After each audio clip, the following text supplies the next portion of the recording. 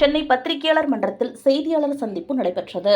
அப்போது செய்தியாளரிடம் பேசிய புதிய உழைப்பாளர் கட்சி நிறுவன தலைவரும் படையாட்சி பேரவைத் தலைவருமான MP காந்தி அவர்கள் தெரிவித்திருப்பதாவது: நடைபெறவுள்ள 2026 சட்டமன்ற தேர்தலில் திமுக தலைமையிலான மதசார்பற்ற முற்போக்கு கூட்டணியை ஆதரிப்பது என்று முடிவு செய்துள்ளோம்.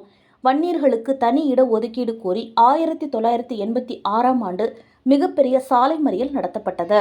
அப்போது அந்த சாலை மறியலில் ஈடுபட்ட வன்னிய இளைஞர்கள் 21 பேர் சுட்டுக் கொல்லப்பட்டனர். அப்போது ஆட்சியில் இருந்தது அதிமுக அரசு.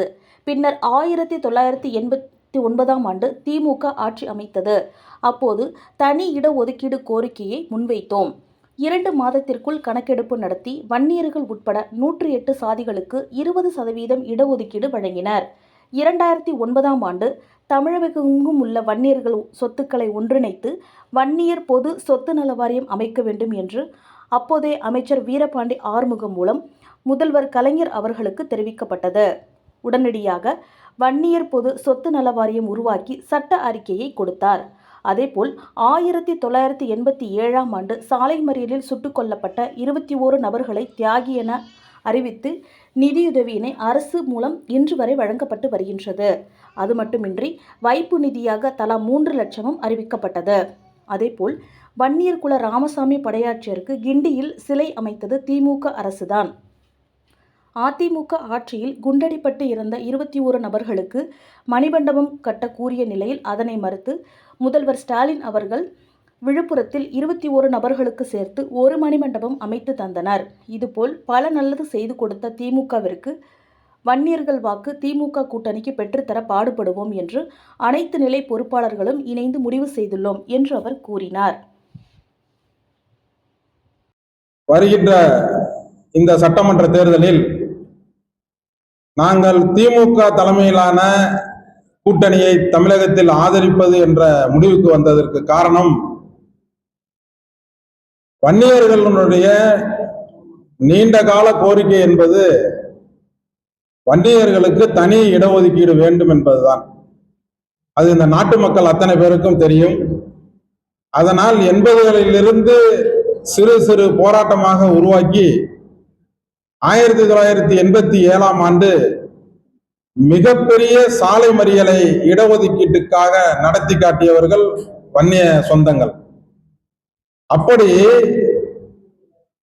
87ஆம் ஆண்டு நடைபெற்ற இந்த மிகப்பெரிய இடஒதுக்கீடு போராட்டத்தில் வன்னிய இளைஞர்கள் 21 பேர்களை சுட்டே கொன்றார்கள் அன்றைக்கு இருந்த அதிமுக அரசு என்பதை வன்னிய மக்கள் புரிந்து கொள்ள வேண்டும்.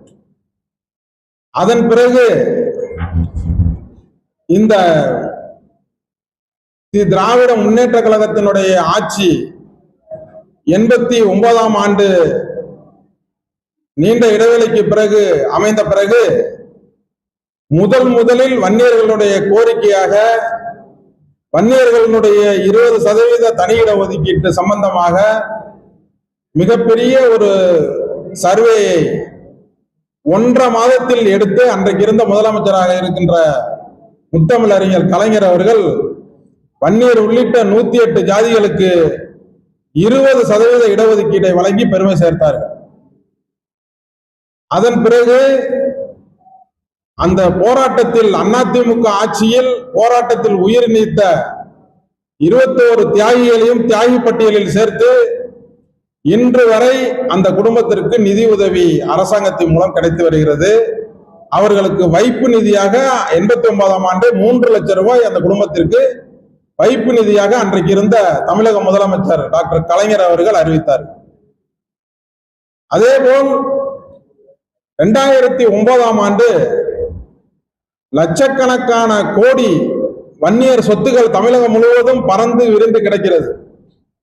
இதையெல்லாம் ஒருங்கிணைத்து ஒரு வன்னியர் பொது சொத்து நல வாரியத்தை உருவாக்க வேண்டும் என்று அன்றைக்கு அமைச்சராக இருந்த வீரபாண்டியார் அவர்களிடம் சொல்லி கலைஞர் அவர்களிடம் நாங்கள் கோரிக்கையாக வைத்த அந்த கோரிக்கையை உடனடியாக நிறைவேற்றி கொடுத்தவர் அன்றைக்கு இருந்த திமுக அரசு, முத்தமிழறிஞர் டாக்டர் கலைஞர் அவர்கள். அன்றைக்கு அந்த வன்னியர் பொது சொத்து நல வாரியத்தை உருவாக்கி அதற்கு சட்ட அங்கீகாரம் கொடுத்தது திமுக அரசு என்பதை நாங்கள் நினைவு கூறுகிறோம். இதற்கெல்லாம் மேலாக காலம் சென்ற வன்னியர்களின் குரு ஐயா ராமசாமி படையாச்சார் அவர்களுக்கு சென்னையிலே முதலில் திமுக அரசுதான் கிண்டியில் முழு உருவ சிலையை அமைத்து கொடுத்து அவரை பெருமை சேர்த்த வரலாறும் திமுகவுக்கு உண்டு. அதேபோல் எத்தனையோ ஆட்சிகள் அதிமுக ஆட்சிகள் நடந்தாலும் இந்த போராட்டங்களில் உயிர் நீத்த 21 வன்னிய தியாகிகளையும் ஒருங்கிணைத்து ஒரு மணிமண்டபம் கட்ட வேண்டும் என்ற எண்ணம் அதிமுக அரசுக்கு இருந்தது கிடையாது.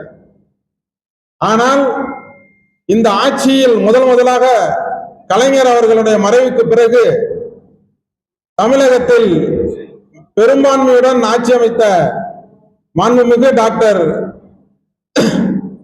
தளபதியார் அவர்கள் இன்றைக்கு விழுப்புரத்தில் 21 உயிர்நீத்த வன்னியர் தியாகிகளுக்கும் மணிமண்டபம் கட்டி அழகு பார்த்த பெருமையை திமுக அரசுக்கு சேரும். இப்படி சொல்லிக் கொண்டே போகலாம். பல விஷயங்களில் இந்த வன்னிய மக்களுக்காக முன்னெடுத்து சென்ற திமுகவை இந்த தேர்தலில் ஆதரிக்க வேண்டும் என்று முடிவு செய்திருக்கிறோம்.